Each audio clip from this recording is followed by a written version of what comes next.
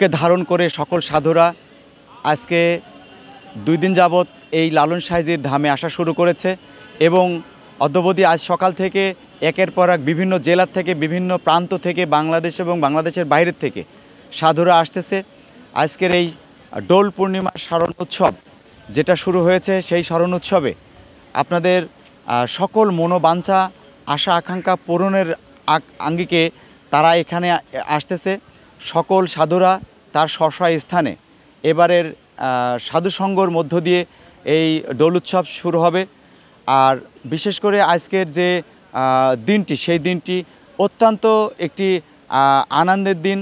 সাধুদের মনের মনোবাঞ্ছা পূরণের জন্য তারা এই লালন স্মরণ উৎসব করে থাকেন এবং আমরা যারা এই লালন পরিচালনা কমিটিতে যারা আছে, যারা লালন সঙ্গীতটাকে ধারণ করে যারা চলতেছে দীর্ঘটা দিন ধরে এই পথ পাড়ি দিচ্ছে, আমাদের এই কুষ্টিয়ার জনপদ আপনারা জানেন সঙ্গীতের একটি জনপদ। এখানে লালন সাইজির যে কালামগুলো এখানে দিয়ে গেছেন, সেই কালামকে তারা ধারণ করে এখনও বিভিন্ন প্রান্তে বাংলাদেশ এবং বাংলাদেশের বাইরে তারা প্রচার এবং প্রসার করে আসছে।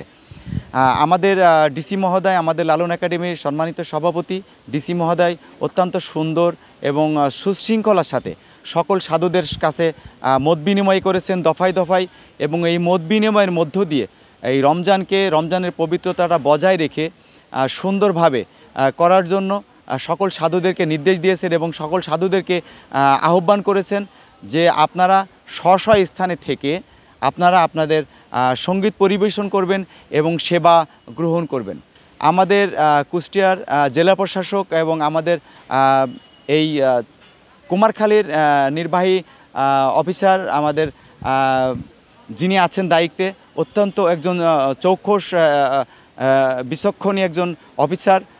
তিনি অত্যন্ত সুশৃঙ্খলার সাথে প্রত্যেকটা সময় এবং প্রত্যেকটা মুহূর্তে আমাদের স্যার দেখভাল করছেন এবং প্রতিটা মুহূর্তে আমাদের উপজেলা নির্বাহী অফিসার আমাদের প্রত্যেকটা সময় আমাদের খোঁজখবর নিচ্ছেন এবং সাধুদের খোঁজখবর নিচ্ছেন। আপনারা দেখছেন আমার পাশ দিয়ে আমাদের নির্বাহী অফিসার স্যার যাচ্ছে, তো স্যার প্রত্যেকটা মুহূর্তে আমাদের খোঁজ নিচ্ছে এবং স্যার প্রতিটা মুহূর্তে সাধুদের সঙ্গে কথা বলছেন। সেই বিষয়ে একটু স্যারকে বলবো যে স্যার আপনাদের একটু সিদ্ধান্ত এবং আপনাদের আদেশ বা আপনারা কি চাচ্ছেন একটু স্যার। না, আপনারা জানেন যে আমাদের লালনের স্মরণ উৎসব আজ এবং আজকে পালিত হবে। এক্ষেত্রে আমাদের আজকে বিকেলবেলায় আলোচনা সভা রয়েছে 3টায় এবং তারপরে যে সেবা পর্ব সেটি রয়েছে। আমাদের রাতব্যাপী 2টি সেবা দেয়া হবে। এভাবেই আমাদের সার্বিক নিরাপত্তা নিশ্চিত রয়েছে। আমরা দেখছি যে ইতিমধ্যে সাধুরা আসছেন। এই প্রেক্ষিত বিবেচনায় আমাদের প্রস্তুতি সম্পন্ন রয়েছে। আশা করি সুন্দরভাবে এই প্রোগ্রামটা আমরা সমাপ্ত করতে পারবো। ধন্যবাদ স্যার। স্যারের কাছ থেকে শুনলেন অনেক গুরুত্বপূর্ণ কথা এবং স্যার প্রত্যেকটা মুহূর্তে সাধুদের সঙ্গে এবং যারা এখানে ডিউটি করছে এবং কার সুবিধা, যে সাধুরা যাতে যে সকল সুবিধা ভোগ পায়, সাধুদের সুবিধার্থে সাধুরা কি সুবিধা পেলে সাধুরা এখানে থাকতে পারবে, তাদের সঙ্গীতটি পরিবেশন করতে পারবে, সেই বিষয়ে আমাদের উপজেলা নির্বাহী অফিসার কুমারখালী বিচক্ষণতার সাথে কাজ করে যাচ্ছেন এবং আমাদের জেলা প্রশাসক স্যার রহমান স্যার, যিনি আমাদেরকে খুব সুন্দরভাবে সাধুদের সঙ্গে মত বিনিময় করছেন দফায় দফায়, এবং এই সাধুই শুধু না, এই অত্র এলাকার যারা নেতৃত্ব দেন এবং যারা এই লালন একাডেমি পরিচালনা করেন তাদের সঙ্গে সহ প্রত্যেকটা মানুষকে নিয়ে প্রত্যেকটা দফায় দফায় মিটিং করতেছেন এবং সুন্দরভাবে করার জন্য রমজানের পবিত্রতা বজায় রেখে এই সাধু সংগঠনে যাতে সুন্দর হয় সেই ব্যাপারে তারা বারবার পদক্ষেপ নিচ্ছেন এবং খোঁজখবর নিচ্ছেন। এখানে ডিএসবি, এনএসআইয়ের গোয়েন্দা বিভাগের লোকজন সহ র্যাব, পুলিশ এবং আর্মি, আপনারা অবশ্যই এটা আপনাদের জানিয়ে রাখি যে র্যাব, বিডিআর এবং আর্মি এখানে 24 ঘন্টা তারা ডিউটি করতেছে এবং সাধুদের ভালোর জন্য তারা যা যা করার সেইগুলো করতেছে।